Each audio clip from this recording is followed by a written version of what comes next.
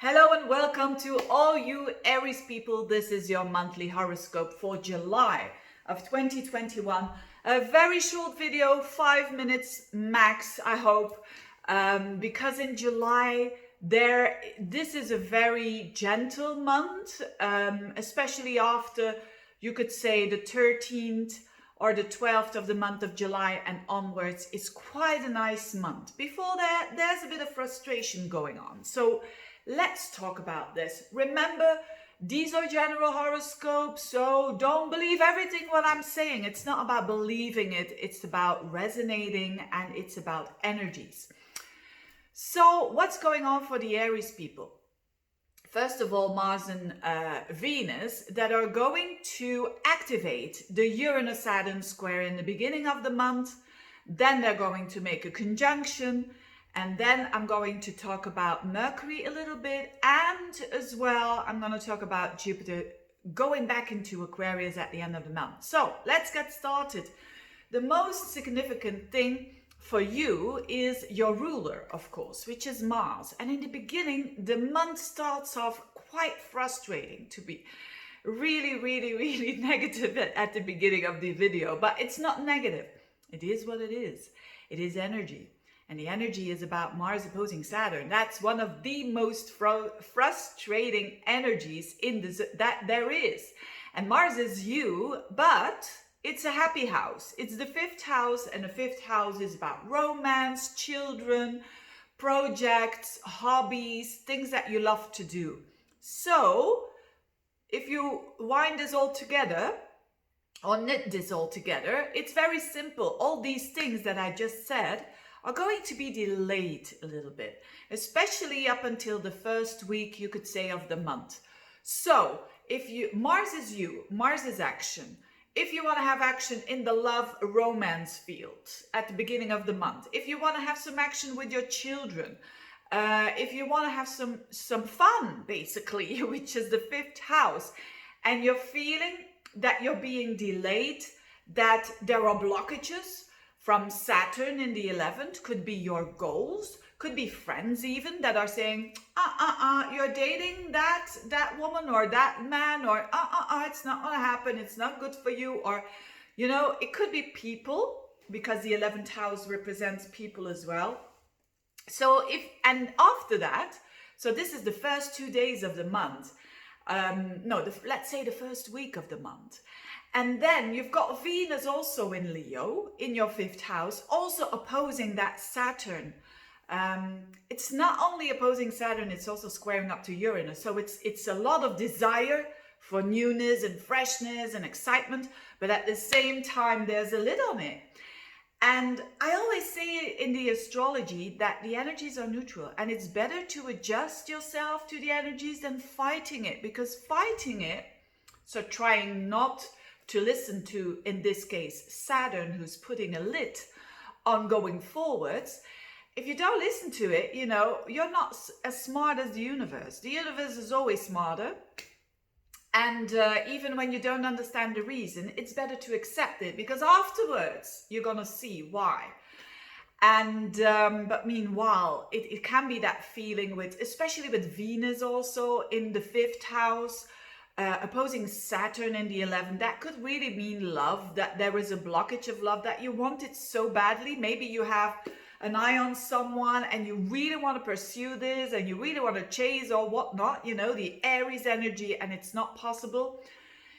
Yes, it's frustrating, but keep in mind, this is not for always. Saturn is not going to be there for always, and trust the universe. Trust the universe. There's mostly always, there is a reason why this is all very interestingly orchestrated. So trust that, because Venus is going to oppose this Saturn as well around, you could say, the 7th. Let's just double check this. Yes, the 7th, the 8th. Ooh, it's going to be a frustrating day when it comes to love, when it comes to expressing oneself. But know that after that, it's only temporary. So, this square between Uranus and Saturn, people feel it very strongly when faster planets are activating it, like this Venus and Mars and Leo now. But again, there's a good reason. The universe knows best. And just keep on going. Make sure if you feel frustrated that you do something. You know, you go out for a walk, you go out for a run, basically.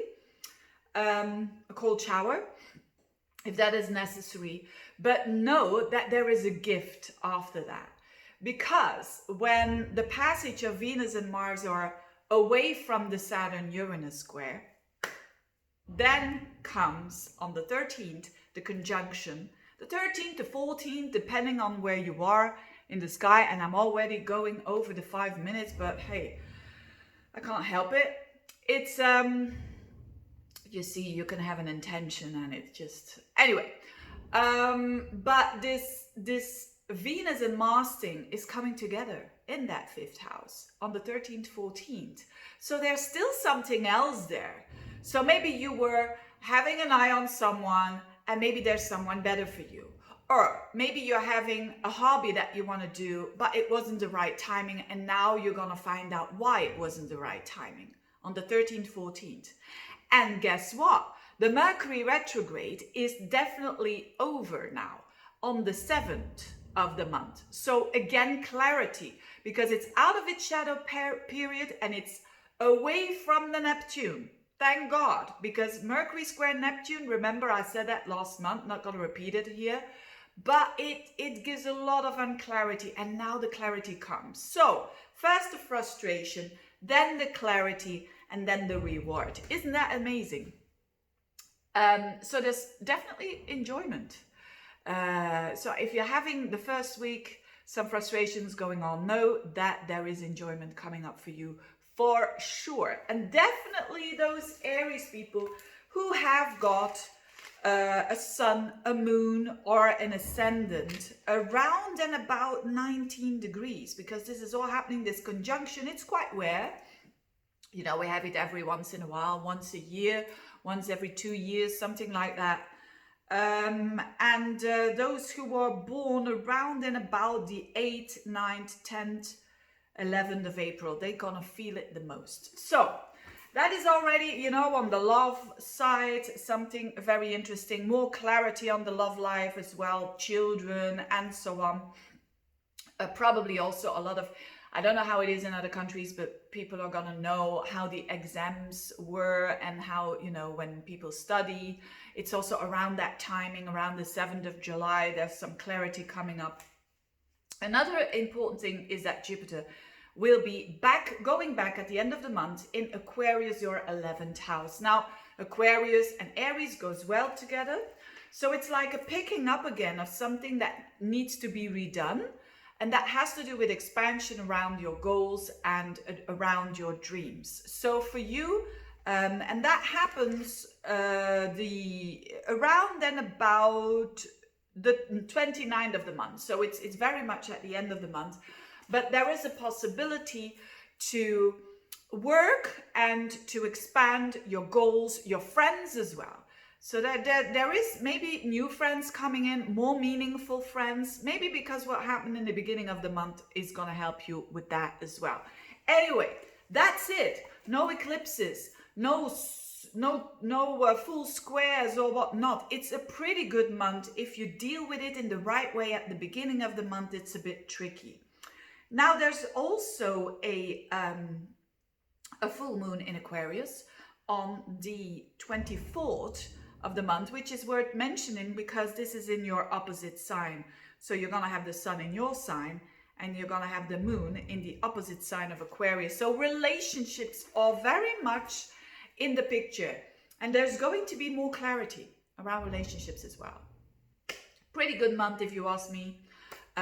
Enjoy it, dear Aries. What am I saying? You're not an Aquarius or a Leo. What am I saying here of the full moon? I'll take that back. That was wrong of me.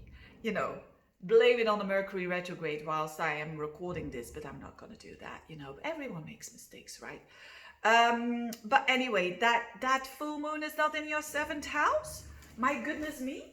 Of course not. It's in your 11th. It's in your 11th. So another reason why it's also relationships, but it's more about friend relationships. Is there something brewing there? If you are single, it could mean that a friend becomes a little bit more there. Definitely with the full moon there in Aquarius, you could really establish that. Having said that, wish you all the best. Thank you so much for watching. Bye bye.